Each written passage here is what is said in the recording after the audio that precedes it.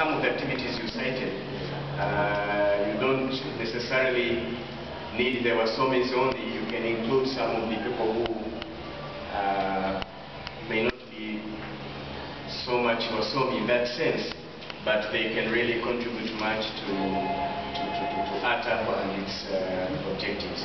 So based on that, of course that has been a long debate going on as to whether we should confine ourselves to professionals in the sense of professionals.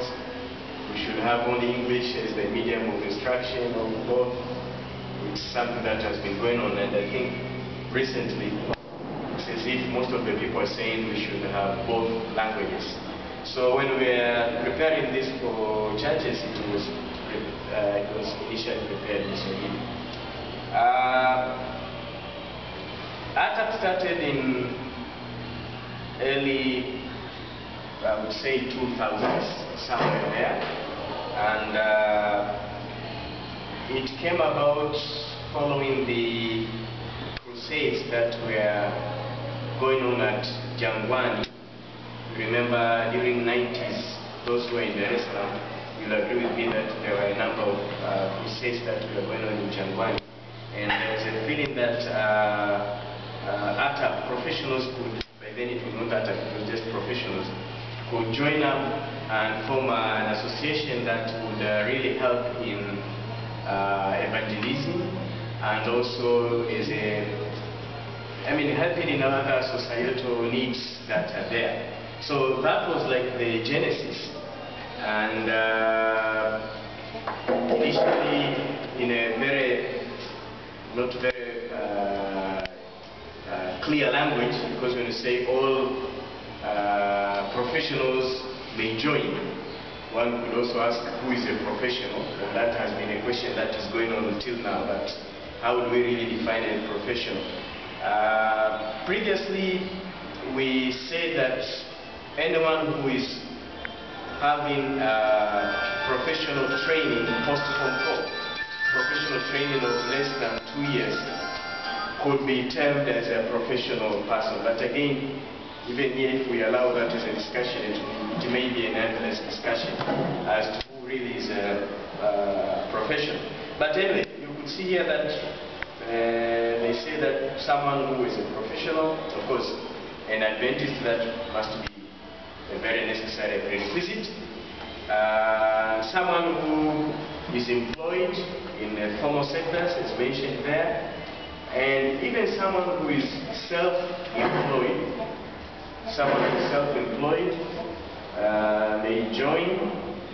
There also has been a question of honorary members, even though it has not been well developed to the moment.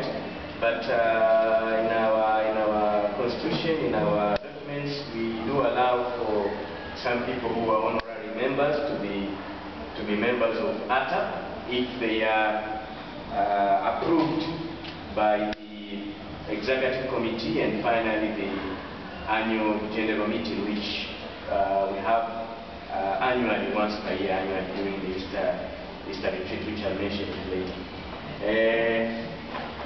We may also have what we call associate members, who could be professionals or people from academic institutions, tertiary academic institutions.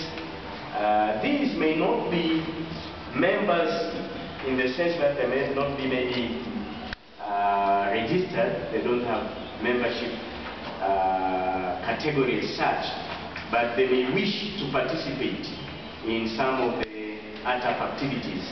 These were also considered as associate members.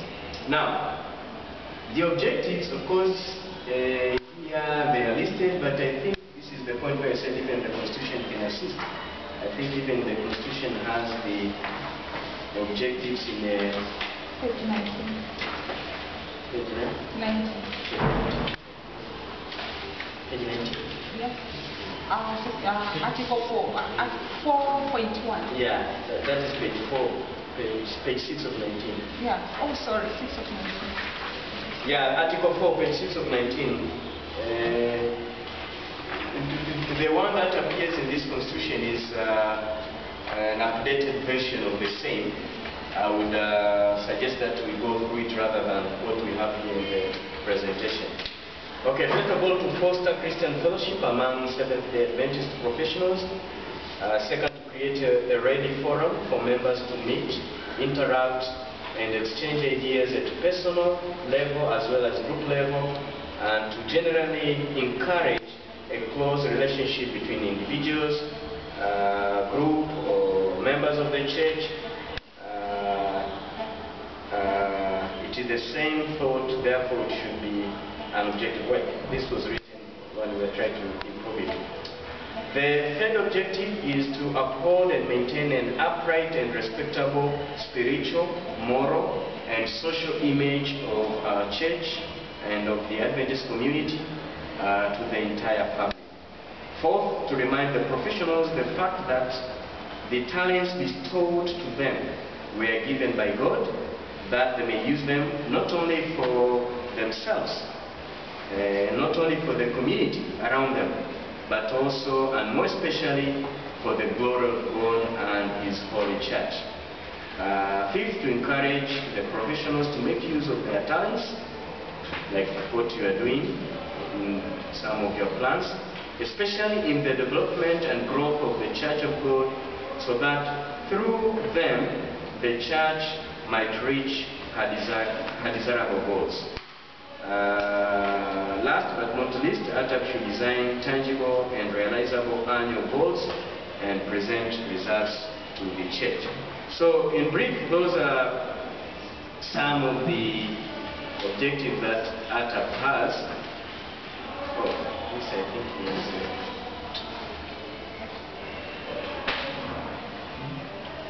this was an earlier version.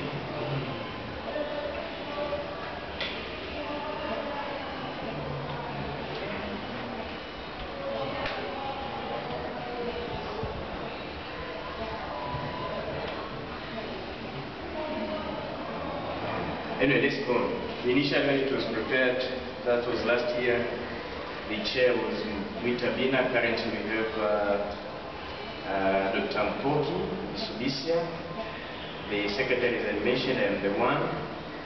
The treasurer, we have Jeremiah Lima.